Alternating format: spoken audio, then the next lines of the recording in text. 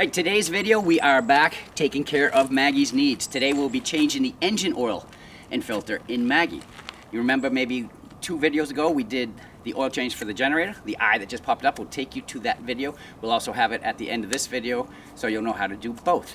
First thing we're going to do is we're going to show you what you need, and then we're going to start Maggie up and let her run for a little bit because warm oil flows easier than cold oil.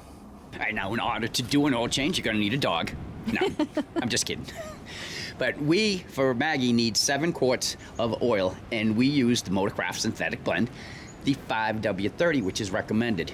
Check your owner's manual because you may require less oil and a different weight.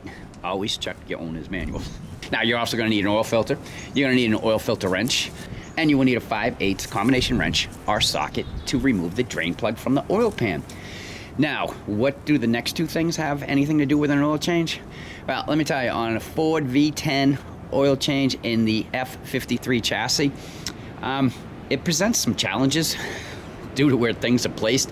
So we're going to use the cardboard to get the oil out of Maggie, and we're going to use the tube to get the oil back into Maggie. We'll show you what we mean. All right, so I'm just cleaning around the drain plug. This is the drain plug. Oh, welcome to underneath, Maggie. This is the drain plug. This is the oil pan. Over here is the oil filter. So what we're going to be doing is taking the drain plug out, draining the oil, and then we're going to take the oil filter off and replace it. Now, the problem with the F53 chassis, drain plug is right here. Right here is the front axle. If I take that out, guess what? It's going all over the axle. It's going to come down both sides. It's not the best designed spot to put that. We've tried a couple of different things. We tried a large funnel, which was kind of a pain. But as you can see, it's kind of flimsy. We tried another storage unit that would sit on here, and that didn't work at all. So the easiest thing that we do is the Budweiser 30-pack. I haven't seen anybody else use our method on their RV, and it may seem silly, but it works with a lot less mess and cleanup.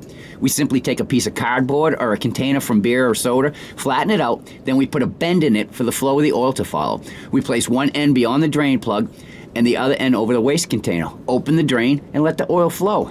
Now you gotta remember, when you first open it, the oil's gonna shoot out, so just make sure that if you follow this method, you've got everything covered. Then once we're done, we just move the cardboard over to under the filter, we remove that. Everything under the RV stays clean, including the ground. So this is the contraption that we do to avoid the oil going everywhere. But all you gotta do then, you just loosen the drain plug.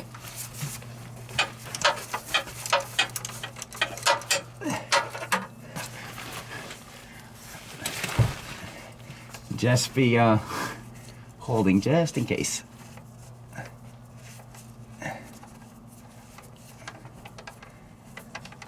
Keep holding the drain plug in as you're loosening, and then when you think it's loose, pull it away. And say, there you go. Right down in. It's not the best method, but hey, check out this method that we tried once. There it goes. All over the place. What? It's going all over the place. It is? Yep. This method will keep everything clean under here, but just be careful, because if you don't have the cardboard secured or you're not holding it, it could make a bigger mess. All right, that's just dripping right now, so take the drain plug, put it back in. Make sure the threads line up properly. All right, just wiping up any excess oil. And then I'm going to retighten the drain plug. Do not over tighten, just make it snug, and you'll be fine. All right, now we're gonna move on to the oil filter. Now we're gonna do the same thing with the cardboard for the oil filter. So what I do is I come and just loosen it first. Not enough that oil will come out, but enough where I'll be able to turn it with my hand. It's a lot easier this way, trust me.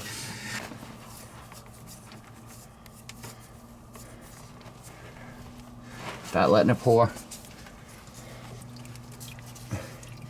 Do you have a leak?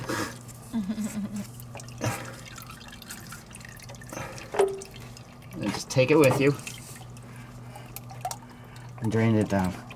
Now, anytime that you're changing an oil filter, whether it be a generator, the RV, your own personal car, whatever, this seal right here that goes on the oil filter prevents it from leaking. You have to be careful, because when you bring it down from the oil filter housing, this could stick to it. So that could still be up there. You take the oil filter off, this is still stuck up there, you put the new oil filter on, guess what? Now you have two seals that are not going to seal. It will leak. We're gonna wipe off where the oil filter goes up in the housing anyway, so if you clean that, then chances are you know that the seal's not there. Gotta put the new oil filter on. This is FL-820S. Just like when we did the generator, seeing how it goes up, I like to have some oil in here before we start the engine. Personal preference maybe, but you know what? It doesn't hurt anything.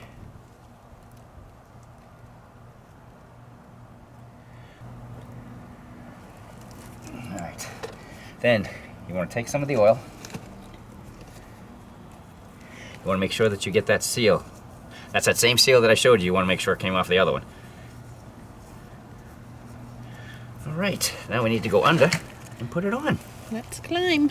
Now this is where the seal goes. As you can see, there's nothing on it, so let's put the oil filter up. Let's get it started. You do not want to cross thread. And just really, really go hand tight. What I'll do is, once the oil's back in it, we'll run it and check for leaks. And if need be, I'll just come by and hit that with the oil filter wrench. All right, now as far as filling it goes, come on in here. It's not a whole heck of a lot of room. You gotta come under that top first. This is where the oil goes. Just to give you an idea, if you try to put that all the way in, you're gonna hit the top. So in other words, you're not gonna get a 5-quart jug in there. We made that mistake on the first oil change. Bought one 5-quart jug and 2 single-quart jugs. And we ended up having to pour all the oil out of the 5-quart into the single ones just so that we could get it to come up. But we found a better way. We use this. It has a lock on it, an on off on it. And we'll take this piece, take the end off too. And we're gonna stick this down into the hose. Just gonna stick this down in. So what we're gonna do is put this onto here. And we'll put a link to this in the description box down below the video. This is just gonna screw it right on. Now the nice thing about this thing is you can turn it on and off. See, it has off. And the nice thing about off, I can flip this over and whoa, no, it doesn't leak. That way I can maneuver it around in there without having to worry about it pouring until I have it hooked into the hose.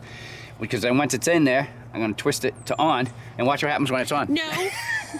So turn it back off, going in here. All right, so I'm gonna hook it onto here. Then I'm gonna turn it on. And there it goes.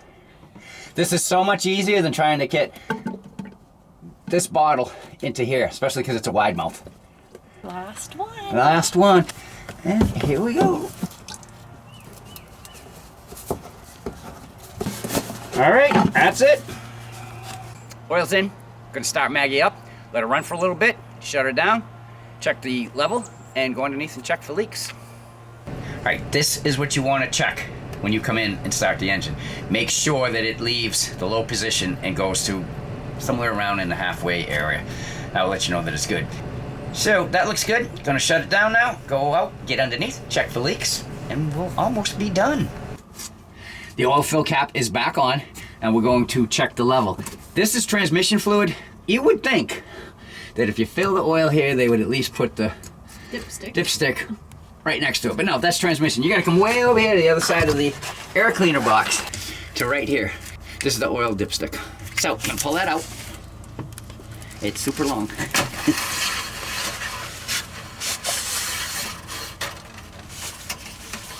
I guess it is. All right, now, I'm gonna hold it, put it back in. There we go. Put it all the way back in. Meanwhile, next Tuesday, pull it back out again. Yeah, it's right before the start, Cool. which is good. We are all set. There you go. Maggie has fresh oil and a new oil filter. So we're all set to go full timing. Yay! That's how Cheryl and I changed the oil in a Ford F53 chassis. Are there easier ways? Well, yeah, you could pay someone else to do it, but we're cheap. We'll continue to look for other options for getting the oil out of the oil pan and the oil filter down, other than using the cardboard box. But until we do, it works. I mean, you could always take a bucket and just throw it under there too. Well, a container. And just open it up and let it drain all over the axle, and eventually it will all pour in.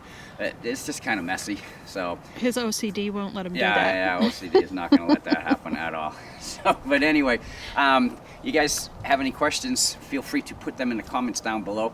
If you like this video and learned something, we'd appreciate that thumbs up as always.